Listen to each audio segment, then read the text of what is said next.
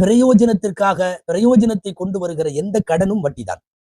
நான் ஏதாவது ஒரு கடன் கொடுக்குறேன், அதை மூலியமா எனக்கு ஒண்ணு பணமா கொடுப்பாரு, இல்லைன்னா வேற ஏதாவது செய்வாருன்னு நினைச்சு கொடுக்குற கடனே வட்டி என்கிறது மார்க்கம்.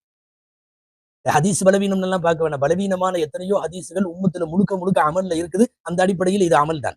உங்களுக்கு இப்படி சொன்னால் கூட புரியும்.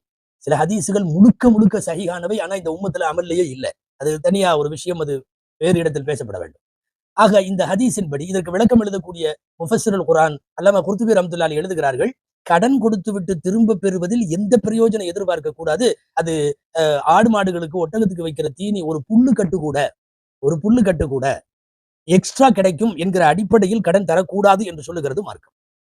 அன்பானவர்களை, கடனில் அடுத்த செய்தி, கடனை திரும்ப செலுத்த வேண்டும் என்கிற நிய்யத்து முதல்ல தெளிவா இருக்கணும்.